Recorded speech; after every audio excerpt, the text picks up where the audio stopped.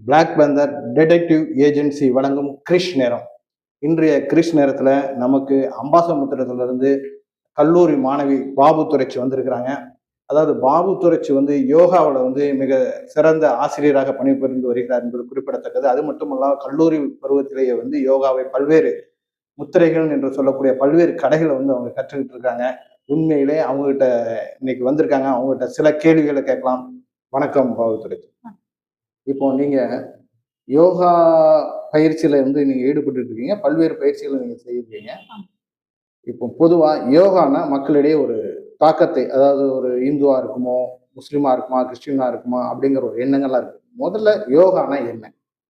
யோகாங்கிறது உடம்பையும் மனசையும் இணைக்கிற ஒரு பயிற்சி. யோகா அப்படிங்கிற வேர்டு வந்து யூஜ் அப்படிங்கிற ஒரு சமஸ்கிருத சொல்ல இருந்து வந்திருக்கு. அதோட பொருள் என்னன்னா டு யுனைட், ஒன்றிணைத்தல். நம்மளோட உடம்பையும் மனசையும் ஒரே நேர்கோட்டில் ஒன்றிணைக்கிறது தான் யோகா. வந்து யோகாங்கிறது மதங்களெல்லாம் தாண்டினது, எந்த மதத்துக்குள்ளேயும் வருது. அதாவது யோகா வந்து நீங்க சின்ன வயசுல இருந்து கத்துக்கிட்டீங்களா? கல்லூரி மாணவி தான். பள்ளி பருவத்துல இருந்து வரும்போது அது எப்படி இருந்துச்சு? அதை எப்படி கத்துக்கிட்டீங்க அப்படிங்கிற விஷயம். நான் first standard to fifth standard படிக்கும்போது அந்த ஸ்கூலில் தொடக்கப்பள்ளியில் அந்த ஸ்கூலில் யோகா சொல்லிக் கொடுப்பாங்க. ஒரு மாதவிங்கிற ஒரு மேம் சொல்லிக் கொடுக்க வந்தாங்க. அவங்க வந்து ஸ்ட்ரைட்டாக போட்டி ஆசனங்களுக்காக, எங்களை போட்டிகளுக்கு கூட்டு போவதற்காக ரெடி பண்ணுவாங்க. அதன் மூலம் தான் எனக்கு யோகா மேலே ஆர்வம் வந்துச்சு. அதுலேருந்து கற்றுக்கிட்டு வரேன். இப்போ யோகாவை எத்தனை வருஷமா நீங்க கத்துக்கிட்டு இருக்கீங்க முறைப்படி? ஃபஸ்ட்டு சின்ன வயசுல காம்படிஷன்ஸ் போகணும் அப்படிங்கிறதுக்காக கற்றுக்கிட்ட ஆரம்பிச்சது. அது மேலே ஆர்வம் வந்ததில் இப்போ ஒரு 1½ வருஷமா திருமூலர் யோகா கலைக்கூடம் அம்பாசமுத்திரத்தில் அங்கே யோகா பயிற்சியாளராக அங்கே கற்றுக்கிட்டு இருக்கேன். இப்போ யோகால வந்து புதுமையா கலைகளை கத்துக்கிட்டு அல்லது பயிற்சி முடிக்கணும் அப்படிங்கிற எண்ணம் உங்களுக்கு இருக்குதா? இல்லாட்டி இப்போ கல்லூரி படிப்பை நீங்க முடிச்சிருக்கீங்களா? கல்லூரி படிப்புக்கு அடுத்தபடியா என்ன படிக்கலாம் யோகா சம்பந்தமாக? கல்லூரி படிப்பு முடிச்சிருக்கேன். அதாவது இந்த மாதிரி அது யோகால மேற்கொண்டு என்ன படிக்கலாம்னா, இப்போ எம்எஸ்சி யோகா நான் படிச்சிருக்கேன். இது கொண்டு யோகால நிறைய தெரிஞ்சுக்கணும் அப்படிங்கிறதுக்காக எம்எஸ்சி யோகா அப்படின்னு இப்போ படிச்சுட்டு தான் இருக்கிறேன். இதில் சர்டிஃபிகேட் கோர்சஸும் பண்ணலாம், டிப்ளமோ கோர்சஸும் இருக்கு. இப்போ யோகா படிக்கிறதுனால உங்களுக்கு என்னென்ன பலன் இருக்கும்? இதே போல மற்றவர்களும் யோகா படிக்கலாமா? அதன் மூலம் அவங்களுக்கு ஏதாவது வருமானம் கிடைக்கிறதுக்கான வாய்ப்புகள் இருக்கிறதா? இல்லாட்டி யோகாவை கண்டிப்பா செய்தால் உடலுக்கு நல்லதா? அந்த மாதிரி விஷயம். யோகா வந்து இப்போ எல்லாரிடையுமே யோகா பத்தின விழிப்புணர்வு கொஞ்சம் கொஞ்சமா இப்போ கிரியேட் ஆகிட்டே தான் இருக்குது. இதுல நிறைய ஸ்கோப்ஸ் இருக்குது. பிரைவேட்டாவும் இருக்கு, கவர்மெண்ட் சைட்ஸும் இருக்குது. எனக்கு தெரிஞ்ச அளவுல நான் எம்எஸ் யோகா படிச்சுட்டு ஆயுஷ் லெவல்ல அல்ல லெவல் 1, லெவல் 2, லெவல் 3 அப்படின்னு எக்ஸாம்ஸ் இருக்கு. அதாவது யோகா டீச்சர்ஸா போறதுக்கான வாய்ப்புகள் இருக்கு. அப்போ யோகா டீச்சர், அதாவது அதுக்கு வந்து எம்எஸ்சி எது வரைக்கும் படிக்கணும்? அந்த டீச்சர், யோகா டீச்சர் போகணும்னா எவ்வளவு படிச்சிருக்கணும்? எம்எஸ்சி படிச்சுட்டு, எம்எஸ்சி டிகிரி படிச்சுட்டு அதுக்கு இந்த தனியா ஸ்லெட் எழுதுற மாதிரி லெவல் 1, லெவல் 2 ஆயுஷ் அமைச்சர்ல இருந்து கண்டக்ட் பண்றாங்க எக்ஸாம். இப்போ இந்த யோகாவை செய்யறதுக்கு ஏதாவது கால நேரங்கள் இருக்கா? காலை, மாலை அல்லது மதியம் அப்படின்னு எதுவும் டைம் இருக்குதா? அது எந்த நேரம் செய்யணும்? இருக்கு. ஏர்லி மார்னிங் பண்றது ரொம்ப நல்லது. எம்ப்டி ஸ்டொமக்ல பண்றது ரொம்ப நல்லது.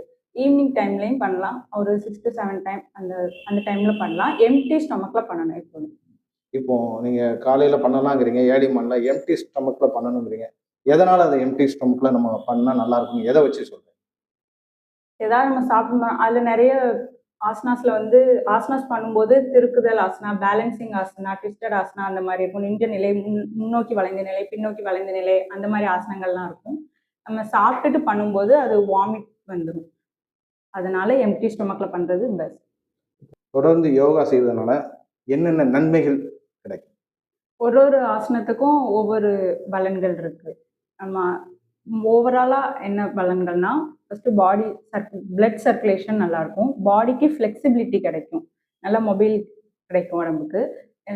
நம்ம எலும்புகள் எல்லாமே ரொம்ப ஸ்டிஃப்னஸ் டைட்டா இருக்கும். நம்ம எக்ஸசைஸ் பண்ண யோகா பண்ண அந்த ஃப்ளெக்சிபிலிட்டி பாடிக்கு கிடைக்கும். அப்புறம் நம்ம மைண்ட் வந்து காமா இருக்கும். ஃபோக்கஸ் பண்ண, கான்சென்ட்ரேட் பண்ண நம்ம மெடிடேஷன் மூலயமா இதெல்லாம் நமக்கு கிடைக்கும். அப்புறம் ஆசனாஸ் பண்றதுனால உடம்பு நல்லா வளையிற தன்மை, நெகிழ்ச்சி தன்மை வரும். அப்புறம் மூச்சு பயிற்சி பண்றதுனால நம்ம சுவாசம் சீராகும். பரவாயில்ல. அதாவது யோகா வந்து ஒரு மனநிலையை வந்து ஒருமைப்படுத்துறதுக்கு மிக முக்கியமானதா செயல்படுதுங்கிறத சொல்லியிருக்கிறீங்க. யோகா செய்யறதுக்கு முன்னாடி நாம் வந்து என்ன முன்னெச்சரிக்கை நடவடிக்கை என்ன எடுக்கணும்னு நீங்க நினைக்கிறீங்க? அதாவது இப்போ காலை நீட்டி நம்ம இது பண்ணும்போது இப்படிதான் பண்ணணும், அது பண்ணா எதுவும் பிடிக்காது அப்படிங்கிறாங்கல்ல, அதே மாதிரி செய்யும்போது என்ன செய்யலாம்? அதாவது ஃபர்ஸ்ட் எப்பவுமே எடுத்ததும் ஆசனங்கள் அப்படின்ட்டு போயிடக்கூடாது. ஒவ்வொருத்தவங்களோட பாடி ஒரு ஒரு கண்டிஷன்ஸ்ல இருக்கும்.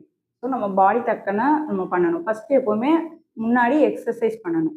லூசனிங் ஆசனாஸ் பண்ணணும். அப்புறம் பிரீத்திங் அவேர்னஸ் ப்ராக்டிஸ் பண்ணணும். அதுக்கப்புறம் ஆசனாஸ் பண்ண ஆரம்பிக்கணும். இப்போ ஆரம்ப நிலையில என்ன யோகாசனம் பண்ணணுங்கிற முறையை தான் இப்போ சொன்னீங்கன்னு நினைக்கிறேன். இப்படி பண்ணா நல்லா இருக்கும் அப்படிங்கிற மாதிரி. அப்படிதானே? ஆசனாஸ். அதே போல தினமும் எவ்வளவு நேரம் யோகா செய்யணும் அப்படிங்கிற விஷயத்தையும், அத பிராணாயாமம் அப்படிங்கிறாங்கல்ல, அதுனா என்ன அப்படிங்கிற விஷயத்தையும். எவ்வளோ நேரம்னா ஒரு மார்னிங் 45 மினிட்ஸ் பண்ணலாம். அதாவது பிராணாயாமானா மூச்சு பயிற்சி சொல்றோம். ஆசனாங்கிறது உடம்ப வளைச்சு நம்ம பண்றது. பிராணாயாமாங்கிறது மூச்சை சீர் பண்றது. நம்மளோட சுவாசத்தை சீர் பண்றதுக்கான பயிற்சி. அதுல நிறைய பிராணாயாமம் இருக்கு. சூரிய பேதனா, சந்திர பேதனா, அனுலோமா, வினுலோமா, சித்தலி, சீத்காரி அப்படின்னு நிறைய பயிற்சி இருக்கு. இப்போ இதே போல பிராணாயாமால. எத்தனை யோக கலைகள்ல வந்து நீங்க சொல்லிக்கிட்டே இருக்கிறீங்க. அதுல எத்தனை விதங்கள் இருக்குது? மொத்தம் அஷ்டாங்க யோகம் அப்படின்ட்டு மொத்தம் 8 அங்கங்கள் கொண்டது. அதுல வர்றதுதான் இந்த ஆசனா, பிராணாயாமா அந்த மாதிரி. இப்போ இதுக்கெல்லாம் போக அந்த யோகால வந்து முக்தி அடைகிறது, அதாவது இதன் மூலமா என்ன நடக்கும் அப்படிங்கிற ஒரு சில விஷயங்கள் சொல்றாங்கல்ல. அமைதியோ அல்லது மொத்தத்தையும் நம்ம தன்னை மறந்த ஒரு நிலை அப்படிங்கிறாங்களா? அதெல்லாம் வருமா? வரும். நம்ம தொடர்ந்து பயிற்சி பண்ண பண்ண அந்த பலன்கள் ஆகும். அப்படிங்கிறது. தொடர்ச்சியான பயிற்சி மூலமா நடக்கும். நம்ம யோகாவை பத்தியே கொஞ்சம் சீரியஸாவே போயிட்டோம். கொஞ்சம் ஃபன்னா ஜாலியா போலான்னு நான் நினைக்கிறேன். உங்களுக்கு பிடித்தமான விஷயங்கள கேட்போம்.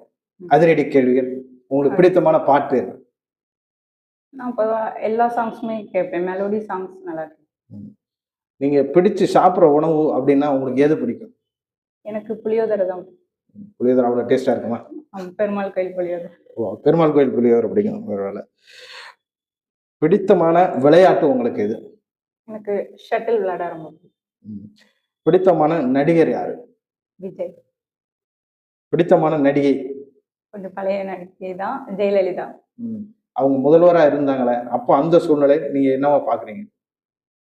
ஒரு கம்பீரமான பெண், சிங்கப்பெண், ம். நல்ல வழிநடத்தி, நல்ல தலைவர். பரவால்ல. அதாவது மிக அற்புதமான கேள்விகளுக்கு மிக அற்புதமா பதில் சொன்னீங்க. இப்போ யோகால வந்து அ மீண்டும் நம்ம யோகாவுக்கு வரோம். ஏன்னா, நீங்க படிச்சு வர்ற காலங்கள்லயும், இப்போ வர்ற தலைமுறைகளுக்கும் இந்த யோகாவ பத்தி நீங்க என்ன சொல்ல விரும்புறீங்க? அத பத்தி கொஞ்சம் சொல்லுங்க.